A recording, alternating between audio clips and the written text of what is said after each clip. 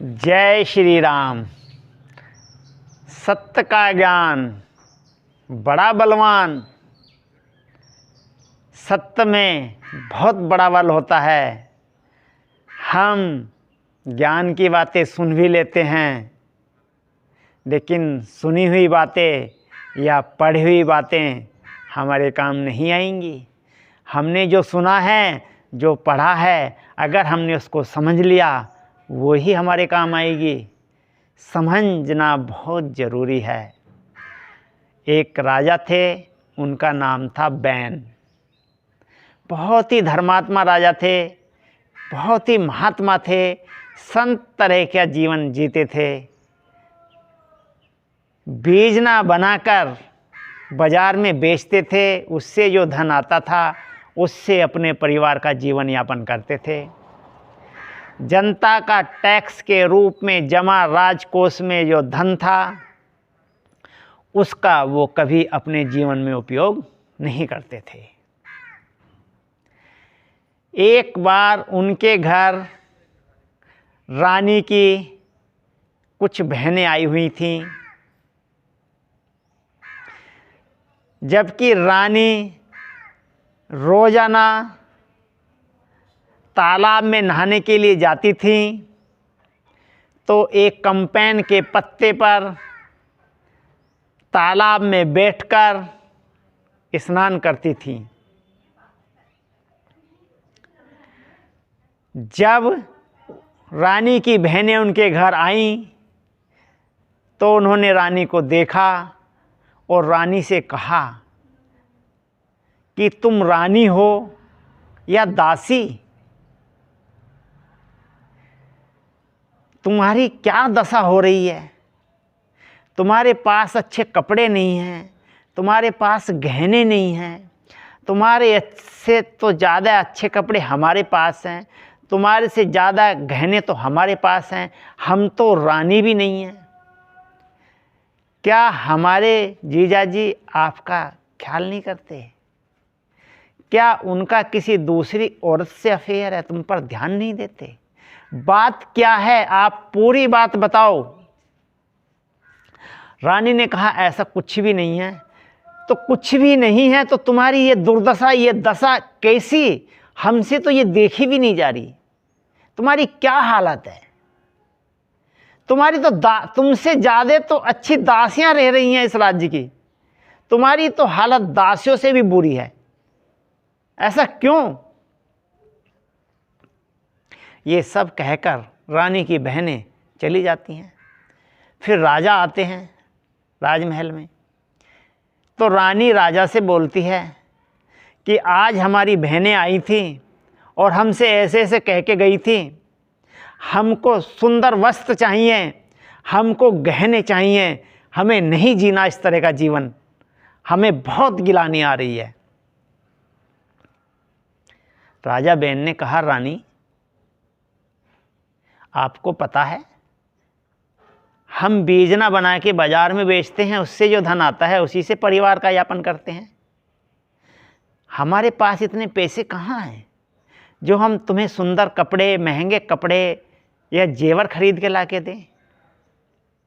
रानी ने कहा, हमें कुछ पता नहीं स्वामी, राजकोष से धन निकालिए और हमारे लिए महंगे वस्त्र खरीदिए और हमारे लिए जेवर खरीदिए। हमें कुछ पता नहीं इस बात का। आप हमारे लिए अच्छे कपड़े खरीद के लाओ, हमें नहीं पता। राजा ने कहा, राजकोष के धन से तो मैं हाथ नहीं लगा सकता, क्योंकि वो तो जनता का पैसा है और जनता के विकास में ही खर्च होगा। उस पर मेरा कोई अधिकार नहीं है। उसे मैं अपने जीवन में या मैं अपने परिवार के जीवन में उस धन का उपयोग नहीं कर सकता। चलो ठीक है, मैं इसके लिए कुछ और व्यवस्था करता हूँ। राजा ने सिपाहियों को बुलाया और कहा कि जाओ लंका जाकर राजा रावण से कहो कि राजा बैन ने कर मंगाया है। सिपाही लंका चले जाते हैं और रावण से कहते हैं कि रावण, हमारे राजा बैन ने तुमसे कर मंगाया है। तो रावण कहता,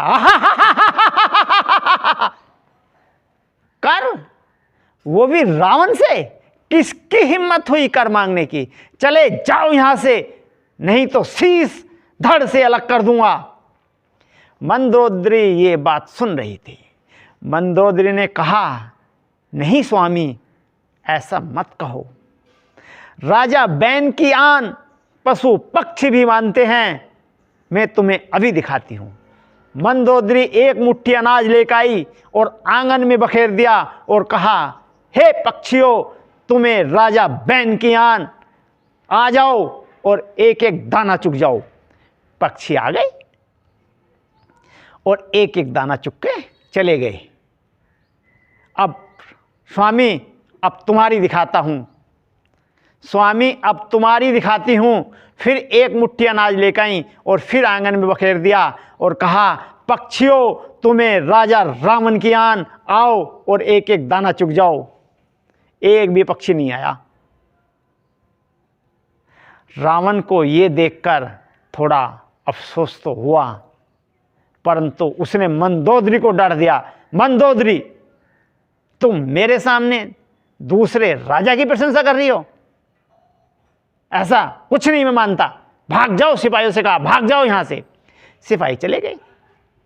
फिर भी राजा रावण को थोड़ा सा शंका तो हो गई थी और वह यह जांचने के लिए सिपाहियों के पीछे पीछे चल दिया और दूर से ही देख रहा था। उन्होंने समुद्र के किनारे, सिपाहियों ने समुद्र के किनारे कुछ कर रहे थे तो राजा रावण उनके पास पहुंचा और सिपाहियों से बोला, क्या कर रहे हो ये? सिपाही बोले, रेत से लंका बना रहे हैं। रावण ने कहा, फिर क्या करोगे? सिपाहियों ने कहा, विनाश। रावण ने कहा, तुम कैसे विनाश कर दोगे? बोले, दिखाएं? बोले, हाँ दिखाओ। तो उन्होंने रेत की लंका का थोड़ा सा छज्जा गिरा दिया। तो रावण से कहा, जाके देख लो, तुम्हारी लंका का एक छज्जा गिर गया होगा।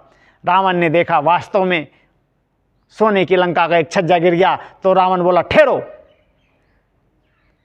सिपाही बोले, करें विनाश? रावण बोला, ठहरो, आओ मेरे साथ। सिपाहियों को अपने साथ ले गया और राजकोष के सिपाहियों से कहा, इनको जितना धन चाहिए, जो कुछ चाहिए दे दो। राजा बैन के सिपाहियों ने जितना जेवर की आवश्यकता थी लिया और लेकर राजा बैन को दे दिया। राजा बैन ने रानी को दे दिया। रानी ने वो जेवर धारण किया और फिर वो उसी तरह तालाब में नहाने के लिए गईं और जैसे ही तालाब में कम्पेन के पत्ते पर बैठी तो डूब गईं। जैसे तैसे उनके साथ गई हुई दासियों ने उनको, रानी को बचाया और रानी को बचाकर वापस लाए तो रानी गिलानी से भरपूर थीं। रानी के अंदर बहुत गिलानी थी और राजा के आगे रोने लगीं कि स्वामी, आज तो हम मरने से बच गए, आज तो हम तालाब में डूब जाते। मैं तो रोज़ कम्पेन के पत्ते पर बैठकर नहाती थी, लेकिन आज मैं कम्पेन के पत्ते पर बैठते ही डूब गई। ऐसा क्यों? राजा ने कहा, रानी, कम्पेन का पत्ता तुम्हारा भार नहीं उठा सकता था। कम्पेन का पत्ता तो सत्य का भार उठाता था। वो तो सत्य का बल था।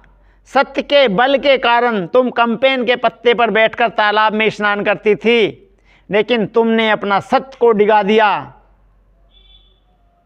और असत्य के कारण तुमने रावण के यहाँ के आए हुए गहने धारण किए। तुम्हारा उससे सत्य चला गया, सत्य का बल चला गया, जिस कारण तुम डूब गई। वो कम्पेन का पत्ता तुम्हारा भार नहीं उठाता था, वो सत्य का भार था।